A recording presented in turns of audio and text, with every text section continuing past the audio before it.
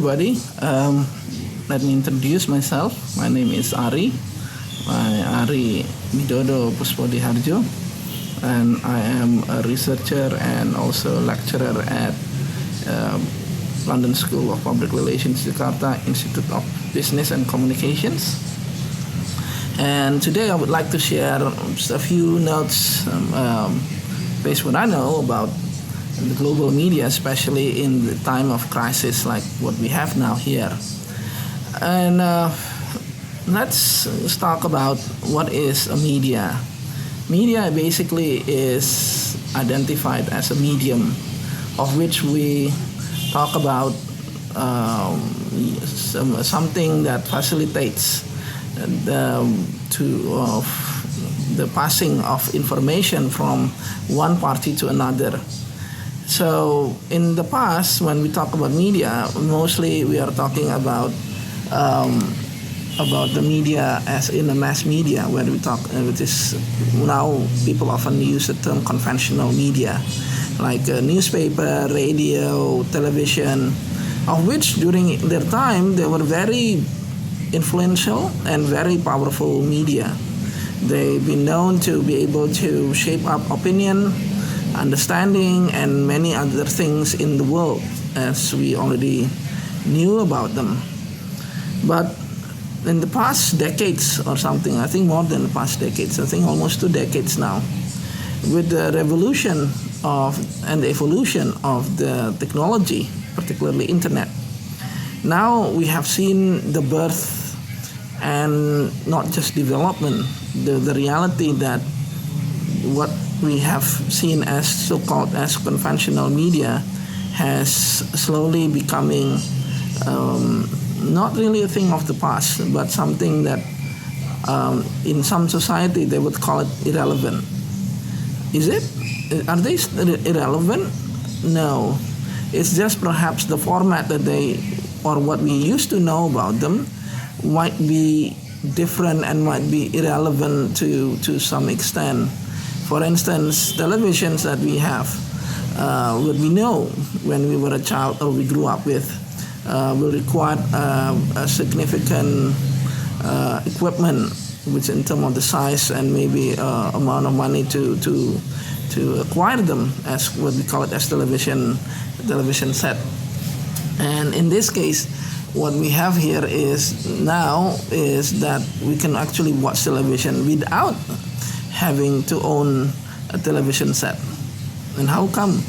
Because now television, just like radio, has been able to be transferred into a streaming format. That means it's made into a digital files, and it can be seen live.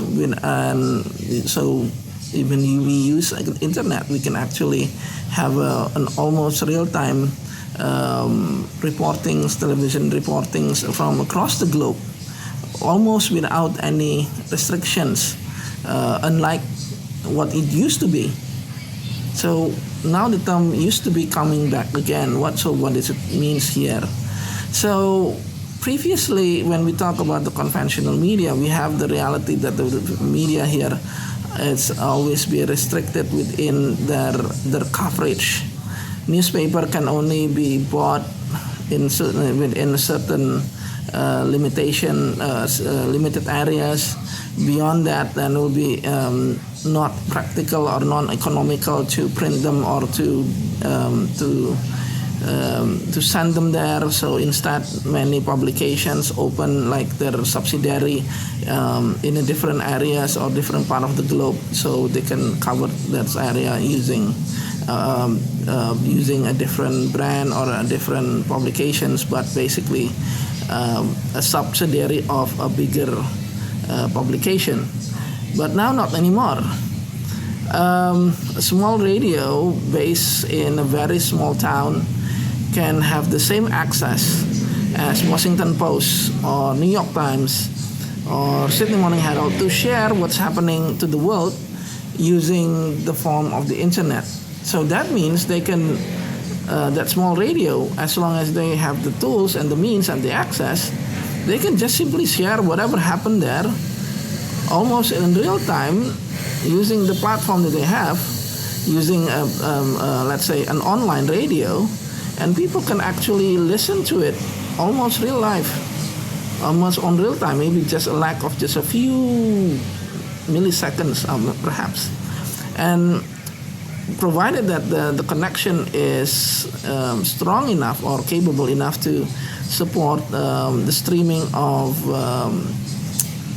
television or visual images, then you also have a television or images streaming in. That's why now there are almost very little major event in the world that has no documentaries or not somehow being covered, quote unquote.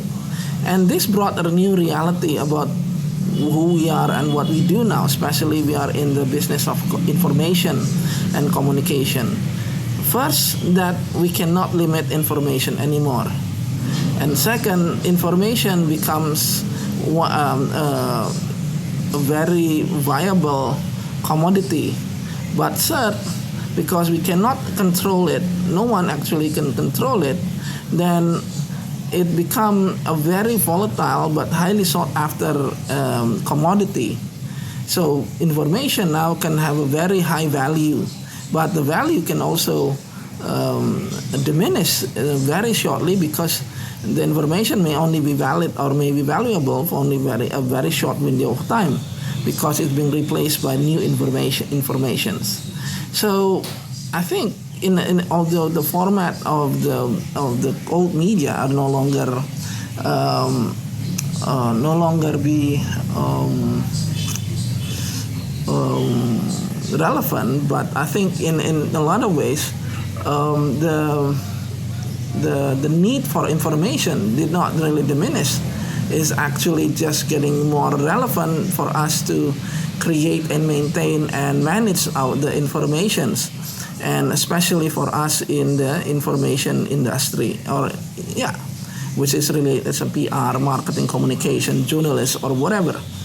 And because now no one can control informations, anyone who has access and the right tools can actually share whatever they would like to the world, with almost no barrier or very few barriers, and almost very few limitations.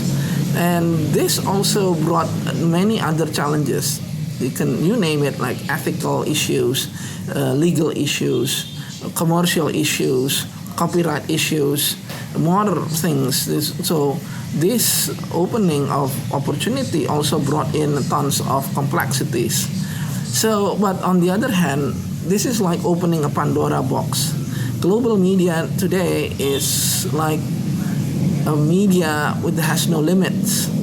And anyone, and as I said before, anyone from a small town in Africa, provided they have the right tools, access to internet, can make themselves relevant, can make big news by sharing relevant informations in their area way much faster than the syndications or big media outlets can ever be. And so that's what happened. And also this also revolutionized how people communicate. In the past, for instance, if you are in journalism or in PR industry, you are relying on somebody else's information to make a living. Let's say a renowned artist, Kenny Rogers, passed away a few weeks ago. Within minutes of his passing, people across the world learn about it, and within minutes as well, the condolences and statement of grief in many different formats starting to pour in so many different forms. You look into YouTube, you look into Instagram, you look into Twitter.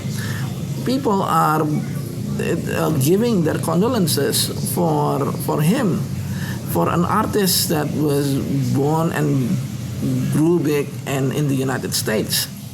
And there's no limit on where those people can be on what would they want to say. And this opened a new opportunity and also new challenges, that we have to treat this new worldwide opportunity of information as something that is different than what we have before, and yet still it has a lot of relevance with what we knew before.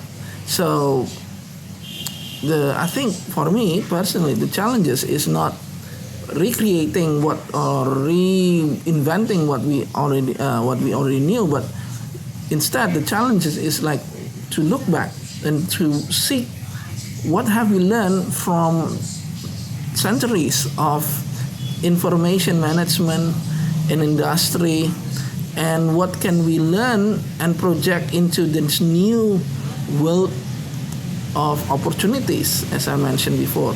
So global media now today is the world of opportunities and also challenges.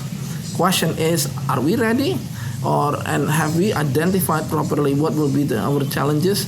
And can we make the best out of that opportunity? And for that, and with that, I would stop my session now. And if you have any questions, any comments, please inform within the link that will be given here, and we can have a discussions. Thank you very much.